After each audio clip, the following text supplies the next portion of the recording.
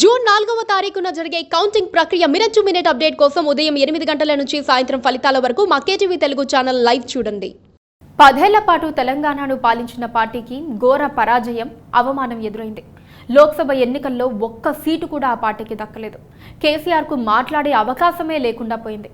ప్రతి ఎన్నికలోనూ కొన్ని ఎంపీ స్థానాలు గెలుస్తూ వచ్చిన బీఆర్ఎస్కు ఈసారి మాత్రం చావు దెబ్బ తగిలింది. అసలు బీఆర్ఎస్ ఖేల్ ఖతమైందా? కొన్ని వర్గాల్లో చెబుతున్నట్లుగా పార్టీని బీజేపీలో విలీనం చేస్తారన్న ప్రశ్న ఇప్పుడు తలెత్తుతోంది. బీఆర్ఎస్ కు ఇది చరిత్ర ఎరుగని పరాజయం. ఉద్యమకాలంలో ఆటుపోట్లను ఎదుర్కొన్నప్పటికీ ఇంతటి ఓటమిని ఎప్పుడూ చవిచూడలేదు. 17 లోక్సభ నియోజకవర్గాల్లో పోటీ చేస్తే ఒక్కచోట కూడా గెలవలేకపోవడం ఎంతటి చేతగానితనమో అర్థం చేసుకోవచ్చు.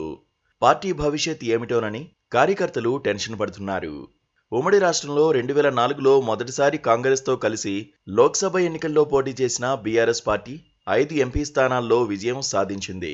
యూపీఏ 1లో కొంతకాలం కేసీఆర్, ఆలే నరేంద్ర కేంద్ర మంత్రులుగా పనిచేశారు. 2009లో మహాకూటమి నేతృత్వంలో 9 స్థానాల్లో పోటీ చేసి కేవలం 2 స్థానాల్లో విజయం సాధించింది.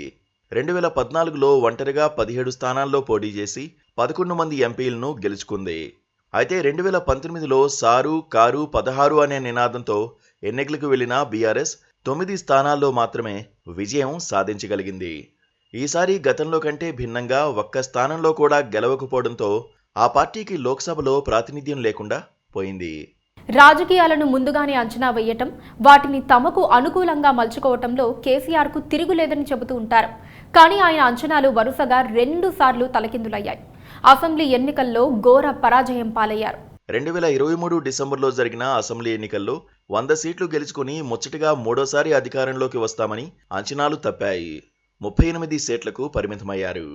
అలాగే లోక్సభ ఎన్నికల్లో 11 లేదా 12 స్థానాల్లో విజయం సాధిస్తామని స్వయంగా కేసీఆర్ ప్రతి పబ్లిక్ మీటింగ్లో ప్రకటించారు.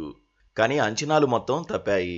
చివరికి కేసీఆర్ సొంత జిల్లాకు చెందిన మెదక్ లోక్సభ స్థానంలో కూడా విజయం సాధించలేదు. 2వ స్థానంలో ఉంటే గౌరవప్రదమైన ఓటమి ఉండేది.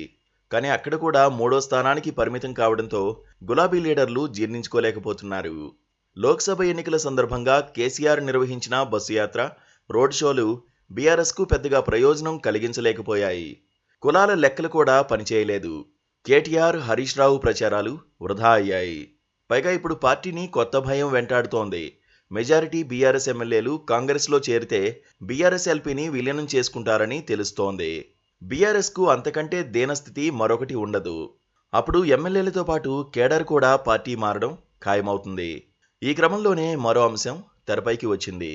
కేసులు, ఇతర అంశాలకు భయపడి కేసీఆర్ బీఆర్ఎస్ను బీజేపీలో విలీనం చేస్తారని కొందరు పార్టీ నేతలు ప్రచారం చేస్తున్నారు. అది ఎంతవరకు నిజమో చూడాలి. బీఆర్ఎస్ సిట్టింగ్ స్థానమైన సికింద్రాబాద్ కంటోన్మెంట్లో కూడా ఆ పార్టీ ఓడిపోయింది.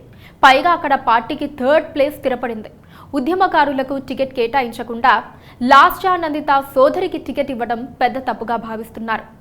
ఇప్పుడు ఇష్టానుసారం నడపడమే ఇంతటి ఓటమికి కారణమని బీఆర్ఎస్ గుర్తిస్తుందో లేదో చూడాలి.